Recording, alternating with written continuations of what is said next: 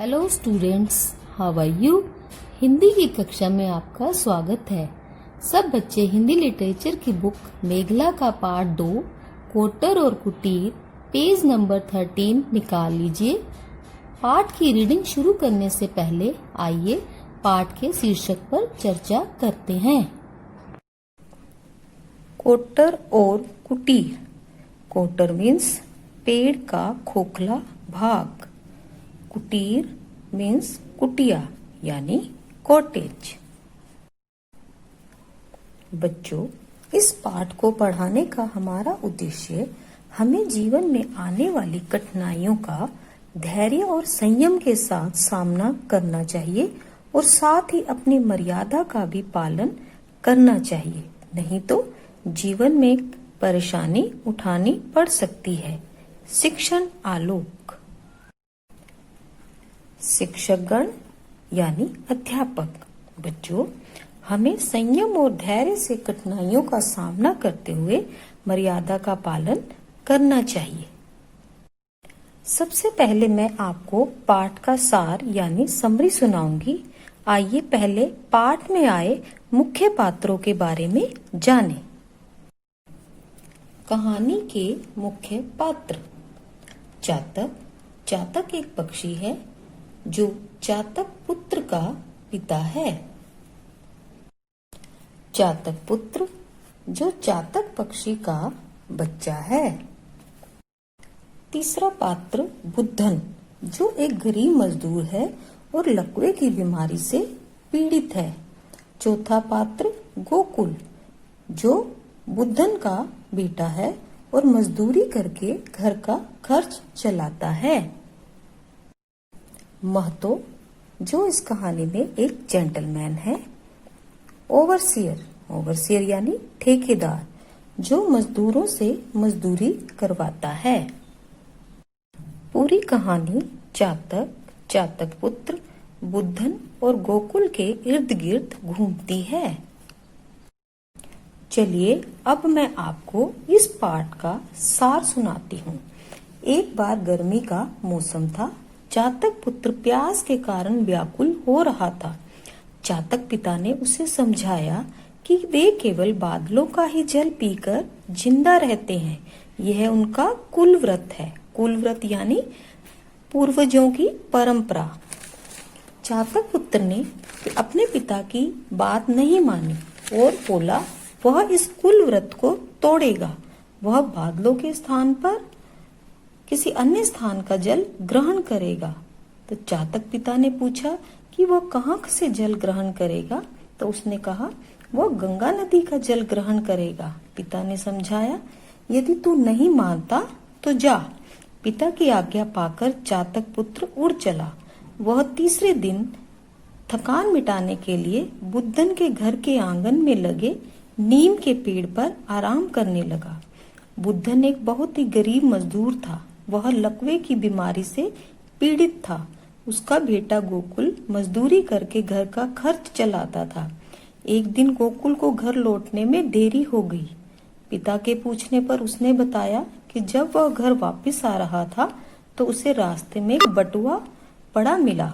उस बटुए को उसके मालिक तक पहुंचाने में उसे देरी हो गई और यह भी बताया कि मालिक ने बटुए से 2 रुपए निकालकर उसे इनाम देना चाहा, लेकिन उसने लेने से मना कर दिया और कहा किसी से मुफ्त के रुपए लेना भीख लेने के बराबर होता है। गोकुल की बातें सुनकर बुद्धन ने उसे अपनी छाती से लगा लिया और बुद्धन ने कहा चाहे जितनी भी मुसीबत आए हमें अपनी नियति से नहीं हटना चाहिए।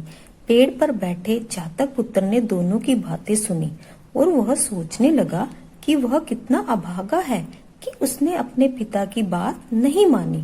सुबह होते ही चातक पुत्र अपने कोटर की ओर उड़ चला और पहुंचकर उसने पिता से माफी मांगी। बच्चों, इस कहानी से हमें शिक्षा मिलती है कि संकट के समय में भी हमें धैर्य से काम लेना चाहिए और अपनी मान मर्यादा का उल्लंघन नहीं करना चाहिए। तो बच्चों, आपको भी इस पाठ की समरी को बार बार सुनना है और याद करना है। चलिए अब पाठ के डिफिकल्ट वर्ड मीनिंग्स पर चर्चा करते हैं और साथ ही फ्रेजेस को अंडरलाइन करते हैं।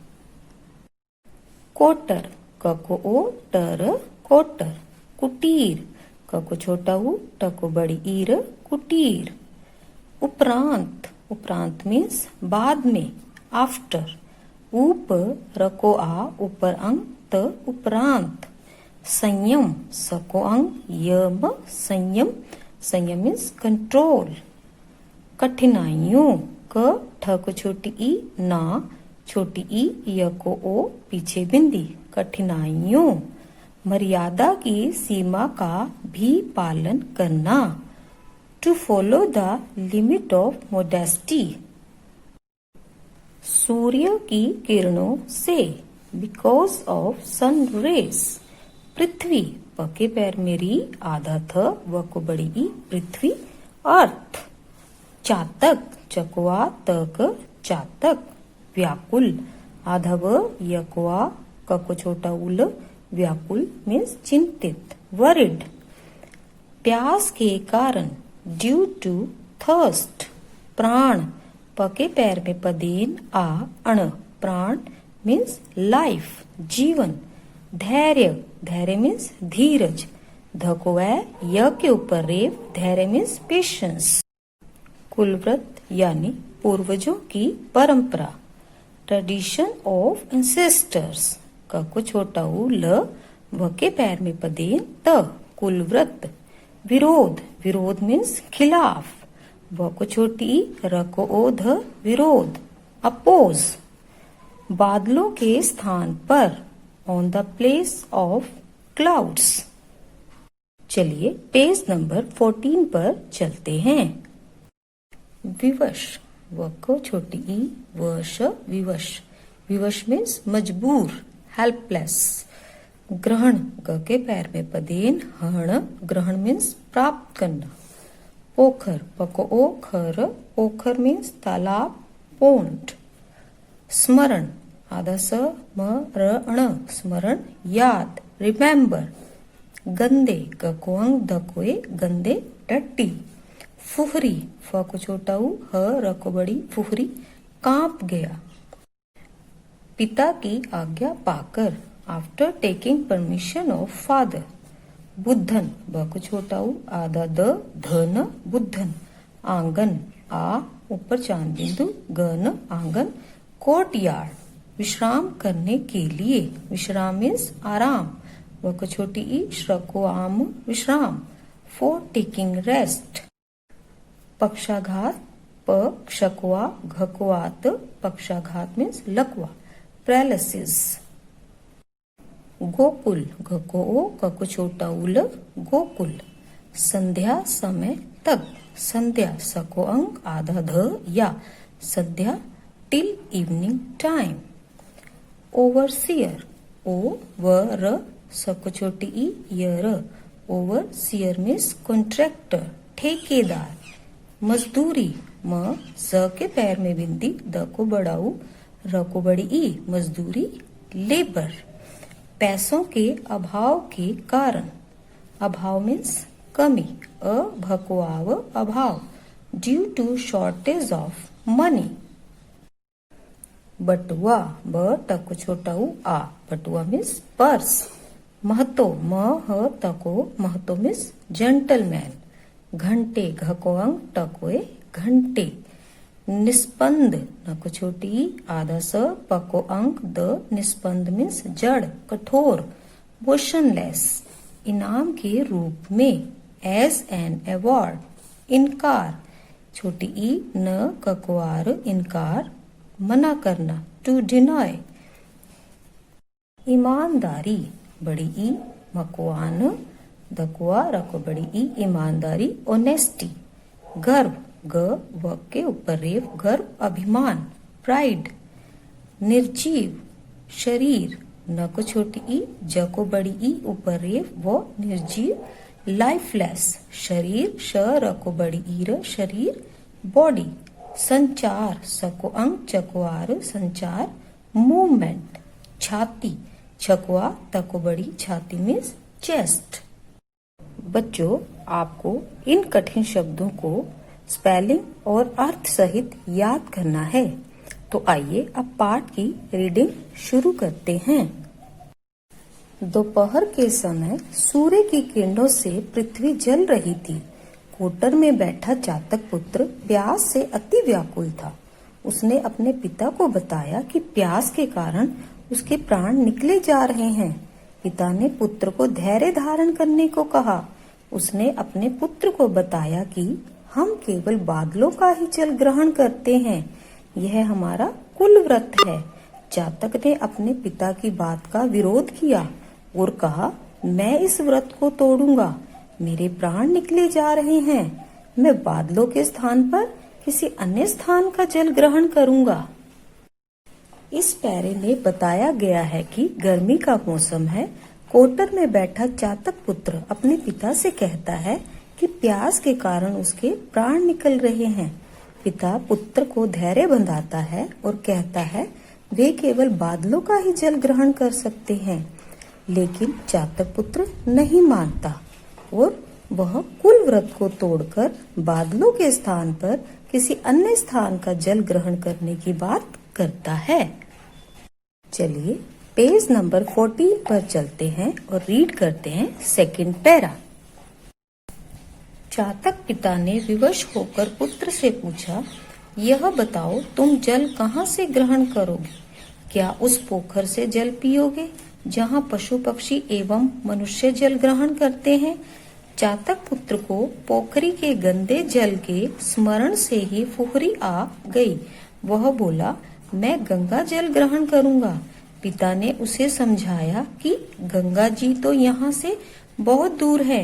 वहाँ जाने के लिए कम से कम 5 दिन की उड़ान चाहिए। यदि तू नहीं मानता तो जा, पर रास्ते में एक बूंद भी ग्रहण मत करना। इस पैरे में चातक पिता पुत्र से पूछता है कि वह जल कहाँ से ग्रहण करेगा। चातक पुत्र गंगा नदी का जल पीने की बात कहता है, लेकिन चातक पिता उसे समझाता है कि गंगा जी तो यहाँ से बहुत दूर है। वहाँ जाने में कम से कम 5 दिन लगेंगे। लेकिन चातक पुत्र नहीं मानता। अगला पैरा। चातक पुत्र पिता की आज्ञा पाकर उड़ चला। वह तीसरे दिन थकान मिटाने के लिए बुद्धन के घर के आंगन में लगे नीम पर विश्राम करने के लिए उतरा। बुद्धन एक बहुत ही गरीब मजदूर था। वह पक्षाघात लकवे से पीड़ित था। उसका 15-16 वर्ष का बेटा गोकुल मजदूरी करके घर का खर्च चलाता था।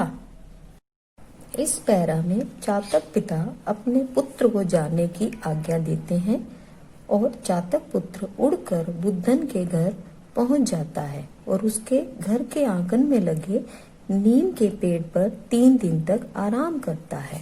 इस पैरा में यह भी बताया गया है कि बुद्धन एक गरीब मजदूर है। वह लकवे की बीमारी से पीड़ित है। उसका बेटा गोकुल मजदूरी करके घर का खर्च चलाता है। अगला पैरा। गोकुल काम करके प्रतिदिन संध्या समय तक घर लौट आता था। उस दिन गोकुल को घर लौटने में देरी हो गई। बुद्धन गोकुल के घर न लौटने के कारण काफी परेशान था। थोड़ी देर में गोकुल घर लौट आया और पिता के पास आकर रोने लगा। पिता के पूछने पर उसने बताया कि ओवरसियर ने मजदूरी देने से साफ मना कर दिया है।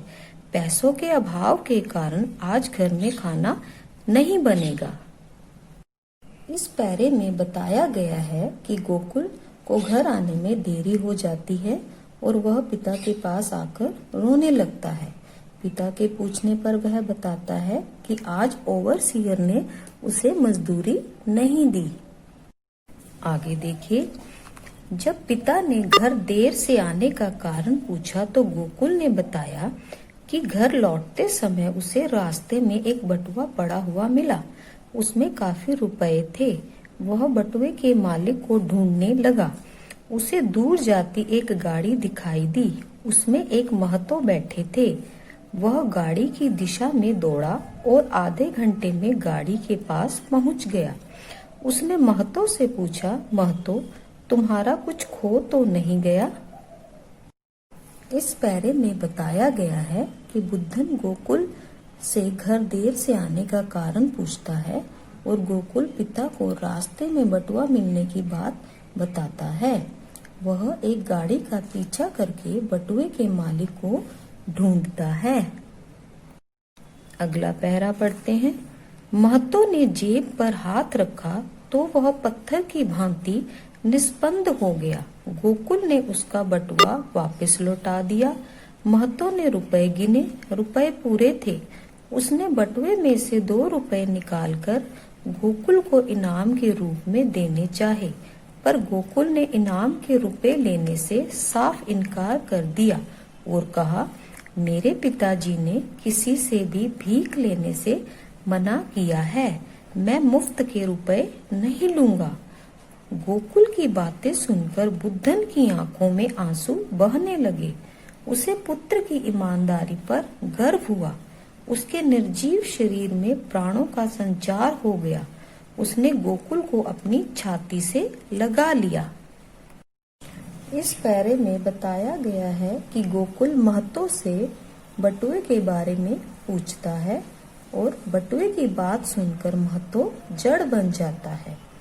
गोकुल बटुए को महतो को लौटा देता है और महतो उसे इनाम के रूप में 2 रुपए देता है, जिसे गोकुल लेने से मना कर देता है, क्योंकि वह मुफ्त के रुपए लेना भीख मांगने के बराबर समझता है। और इस पैरे में बुद्धन गोकुल की बातें सुनकर उसे अपनी छाती से लगा लेता है। बच्चों, आज हमने इस सेशन में पेज 13 और 14 के डिफिकल्ट वर्ड्स, सार और रीडिंग की। अगले सेशन में हम पेज 15 के डिफिकल्ट वर्ड मीनिंग्स और रीडिंग करेंगे। साथ ही पाठ की बैक एक्सरसाइज और सेंटेंसेस पर चर्चा करेंगे। Till then, good bye.